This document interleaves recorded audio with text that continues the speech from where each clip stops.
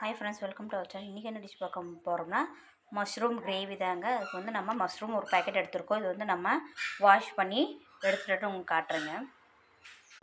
பாருங்கள் ஃப்ரெண்ட்ஸ், இந்த மஷ்ரூம் கிரேவிக்கு ஒரு மசாலா அரைச்சிடலாம். முந்திரி பருப்பு, 3 தக்காளி, புதினா, கொத்தமல்லி இப்போ வந்து நான் இந்த ஜாரில் போட்டு நல்லா பேஸ்ட்டாக அரைச்சிட்டு வந்து உங்களுக்கு காட்டுறேங்க. கொத்தமல்லி, புதினா, தக்காளி பழம். பாருங்கள் ஃப்ரெண்ட்ஸ், மசாலா அரைச்சிட்டு வந்துட்டேன். இப்போ வந்து ஒரு கடாயில் நம்ம எண்ணெய் ஊற்றிக்கலாம்.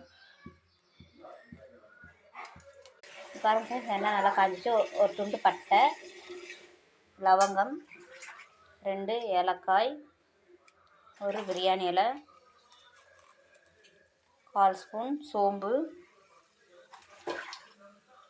2 பச்சை மிளகாய்.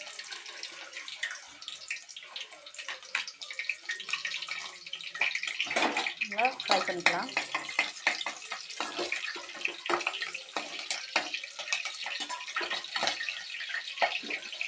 இப்போ நம்ம மீடியம் சைஸ் பெரிய வெங்காயம் பண்ணிக்கலாங்க.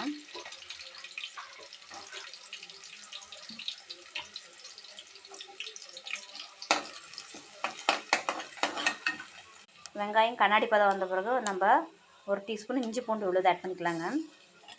நல்லா ஃப்ரை பண்ணிக்கலாம். இப்போ உப்பு தேவையான அளவு, மஞ்சள்தூள் 1/4 டீஸ்பூன், மிளகாய்த்தூள் 1/2 டீஸ்பூன், நம்ம மட்டன் மசாலா ஒரு பேக்கெட் ஆட் பண்ணிக்கலாம். நல்லா நம்ம மிக்ஸ் பண்ணிக்கலாம். இப்போ நம்ம அரைச்ச பேஸ்ட் ஆட் பண்ணிக்கலாம்.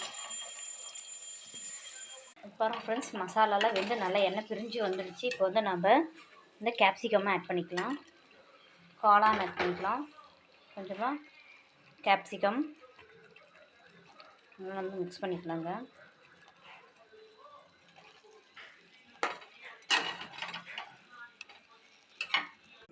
நல்லா இந்த காயெல்லாம் உப்பு காரம் ஏறட்டுங்க. நல்லா ஒரு 5 நிமிஷம் அதே நல்லா வேகட்டும். இந்த கிரேவி ரெடி ஆகிடுச்சு. கடைசியாக நம்ம கஸ்தூரி மேத்தி ஆட் பண்ணி இறக்கிடலாங்க. கடைசியாக கருவேப்பிலை கிள்ளி போட்டுக்கலாம் கொஞ்சம் வாசனைக்கு. வேறு ஒரு பவுலில் மாற்றிட்டு உங்களுக்கு நான் காட்டுறேன்.